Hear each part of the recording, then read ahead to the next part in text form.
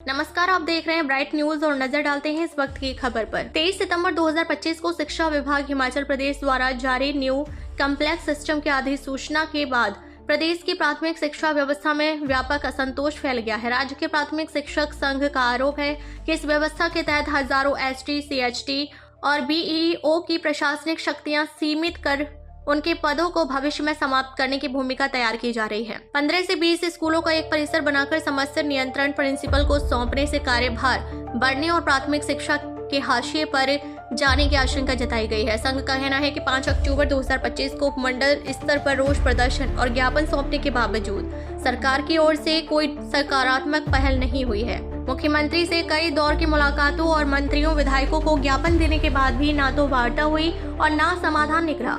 संघ ने सीएचटी पद समाप्त करने, जेबीटी से एसटी पदोन्नति रोकने, हजारों रिक्त पद न भरने तथा नर्सरी टीचर व आया पद खाली रखने को प्राथमिक शिक्षा को कमजोर करने की रणनीति बताया है। संघ ने 1 मार्च 2026 को सभी जिला मुख्यालयों पर आग्रह रैलियों का ऐलान किया है। चेतावनी दी गई है कि यदि अधिसूचना वापस लेकर लंबित मांगों पर ठोस निर्णय नहीं लिया गया तो आंदोलन और उग्र किया जाएगा, जिसकी जिम्मेदारी सरकार और विभाग की होगी। प्रदेश हिमाचल सरकार के द्वारा 23 सितंबर 2025 को न्यू कॉम्प्लेक्स सिस्टम के ऊपर जो नोटिफिकेशन इशू की गई है, उसमें प्राइमरी टीचर्स के प्रमोशनल एवेन्यू जो हैं उनको समाप्त करने की गुप्त मंशा है।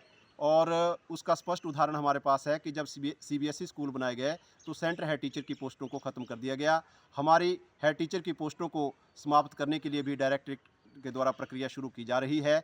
और इन सब बातों को देखते हुए निरंतर जो है प्राइमरी टीचर फेडरेशन ने हिमाचल सरकार से, मुख्यमंत्री महोदय से, शिक्षा मंत्री महोदय से ज्ञापन के माध्यम से कांटेक्ट करने का प्रयास किया, लेकिन हमारी बात सुनी नहीं गई।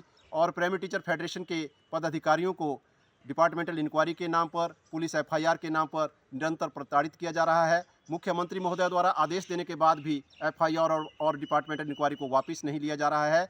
इन सब बातों को देखते हुए primary teacher federation Himachal Pradesh ने 1 मार्च 2026 को पूरे हिमाचल प्रदेश के सभी जिला मुख्यालयों में रोष प्रदर्शन और आग्रह रैलियां आयोजित करने का निर्णय लिया है।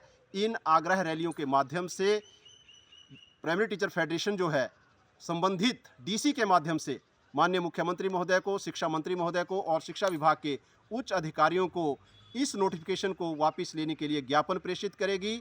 और यदि फिर भी हमारी बात जो है नहीं सुनी जाती है तो आने वाले समय में प्राइमरी टीचर फेडरेशन और उग्र आंदोलन के लिए विवश होगी, जिसका पूरा दायित्व जो है वो हिमाचल सरकार और शिक्षा विभाग का होगा। धन्यवाद।